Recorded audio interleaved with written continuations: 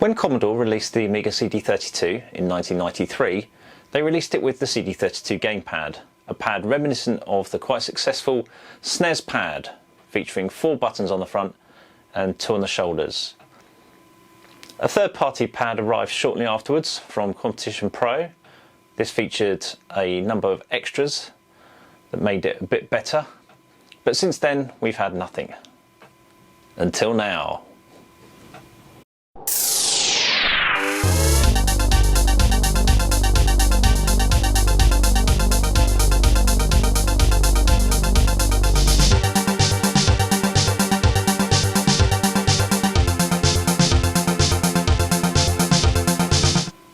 Hello and welcome to Amipal, the #1 place on the internet for the sweetest Amiga content.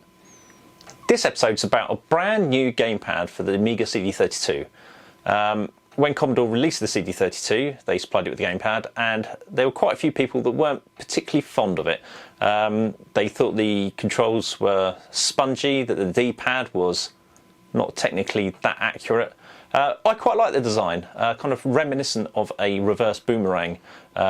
Years before Sony got the idea for the PS3 one, that luckily never came to fruition. Now, as I also mentioned, Competition Pro also released a gamepad, but now we've got this brand new one from Amiga Kit. Does it look similar to anything? Does it? Does it? Well, yeah, of course it does. It looks like a SNES pad. This is a brand new pad. I received this just a few days ago and I've given it a brief try. I think it's quite good, but is it as good as the cd32 pad from Commodore? Is it as good as the one from Competition Pro? There's only one way to find out. Let's give them a go. There's no easy way to hold all 3 of these, so here we go. 3 different types of cd32 gamepad. We've got, in first place, well, I'm not placing them in that number, am I? But we've got the Commodore pad, we've got the brand new pad from Amiga Kit, and we've got the Competition Pro pad. As you can see, they all feature the required buttons. They've all got the shoulder buttons from the original pads. Some of them have extra buttons though. You'll notice that the cd32 pad itself has only got this kind of like play pause button on the centre there. Now, yeah, I'll drop that. Now on the Amiga Kit pad, we've got a select and a start. They kind of function exactly the same as each other, so there's no kind of additional functionality there. Similarly, the Competition Pro pad also has an extra button here, but also has these kind of controls for basically putting turbo and auto file on any of the front facing buttons as well as the shoulder buttons. So nice extra function there that doesn't exist in any of the other pads. The only thing I'll say about the Competition Pro pad, I think it probably would have been better to make these face buttons the same kind of like bright colours as you get with the regular cd32 one and the Amiga Kit pad. Just for consistency really. I don't really understand what these symbols are for. I know what numbers are, but yeah, they don't seem to have any functionality really, other than, you know, they've been put on there. I'm not sure why. Anyway, let's plug these in and go through them and see which one is best. Okay, so we have the cd32 gamepad from Commodore. Face buttons here, pause button, D-pad and shoulder buttons. Basically a SNES layout, SNES pad layout, but this interesting boomerang look. It does actually feel quite good in the hand. It's got a good solidity to it. Not particularly heavy, but it is quite big. It's as big as my hand. So let's give it a try.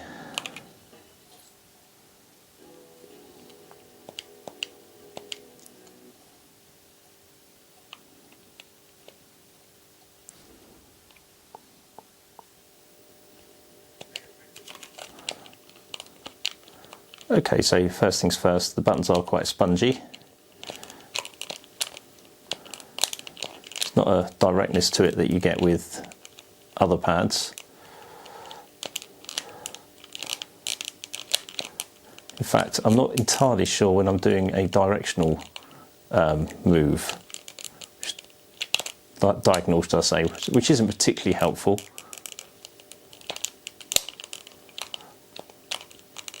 See, I'm trying to get the diagonals here and it's not really working too well.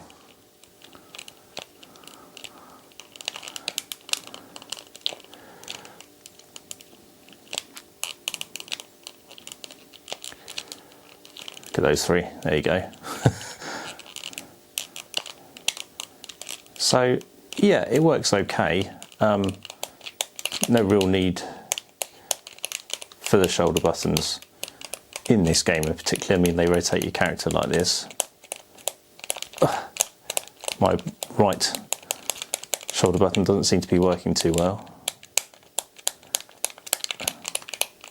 That's more the age of pad really than anything else.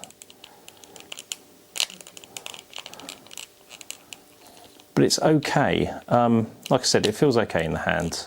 It's just not particularly responsive. I mean, I thought I was pointing down there. I wasn't.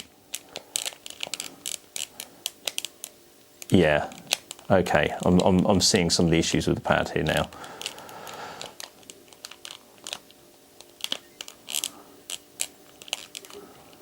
So that is the Commodore gamepad.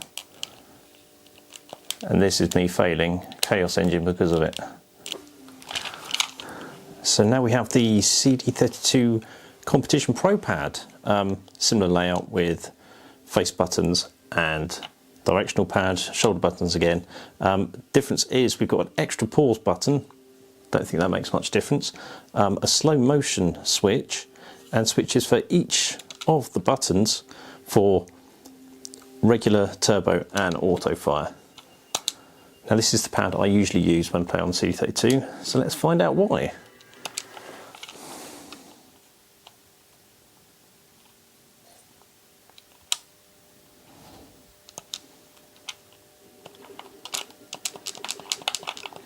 Okay, so instantly I will say that you know when you've pressed the buttons on this pad.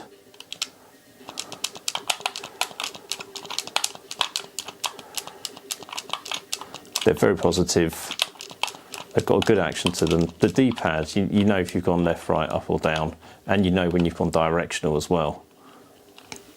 No issues there at all.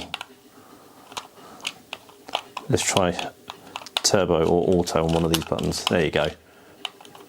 Not having to press fire, it's just doing it itself.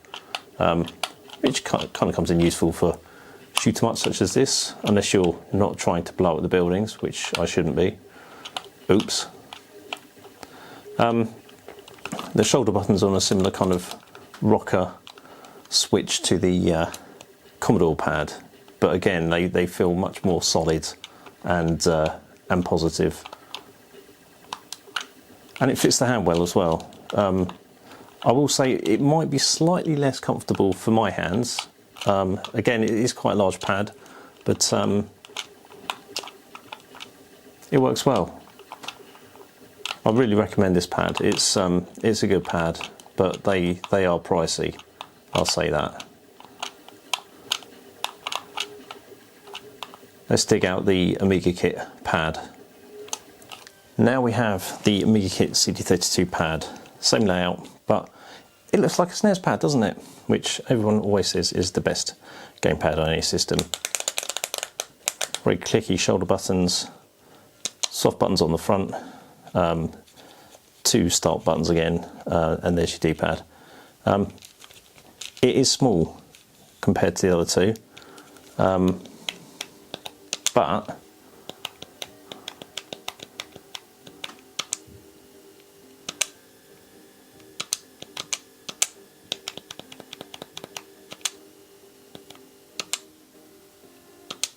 let's just go. I don't play football.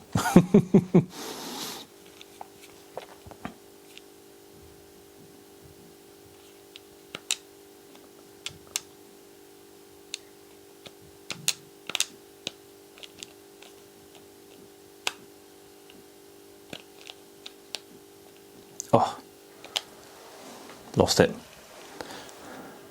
Movement seems good.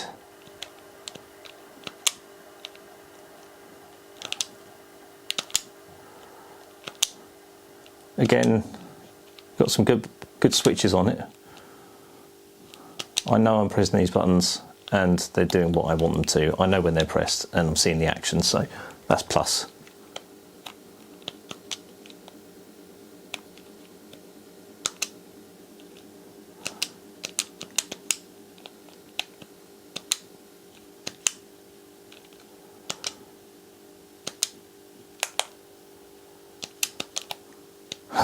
Almost had it there. I don't see much need for the shoulder buttons in this game, but I like it. Seems to handle well. Yeah, I think that's good. And there we have it, cd32 gamepads. It's been an interesting test. I think each of the pads has merit. I'm actually quite fond of the original cd32 gamepad, if only for its look. I don't think it's quite as bad as some people say, and I'm going to get crucified in the comment section for that. I'm at peace with that. Clearly the Competition Pro pad is very good. It's got all those additional features, the auto fast switches, etc. It's got a good pad on it, but you do have to bear in mind it is like £70, 70 British pounds for an old cd32 Competition Pro gamepad. It's a lot of money, and I think that if you're on the lookout for a new pad for the cd32, you can't really go far wrong than this. You'll get this for half the price of a second-hand Competition Pro pad. This is brand new. I've already dropped it and it's still in one piece, so quite sturdy. Yeah, I recommend this. I've seen comments, basically people saying that it's just a cheap Chinese pad that's been repurposed, but you know, by all means, go out and make your own one. You know, someone's actually making these. They just plug in, they work, they got the necessary electronic changes internally, so they don't make your Amiga go bang. Oh, another thing worth bearing in mind, this and the other cd32 pads will work with regular Amigas as well. So if you've got WHD load and you're using that to boot up cd32 games on regular Amigas, I say regular Amigas, I mean a cd32 is a regular Amiga, but you know what I mean. If you're using WHD load to run cd32 games on those machines, then cd32 pad will still work on those. Anyway, thank you for watching. It's been a pleasure as always. If you've got any ideas, any comments, please leave them in the usual places. Like, subscribe, whatever. But please do let me know if you've got any further questions around the cd32 or the Amiga in general. And thanks for watching. Cheers.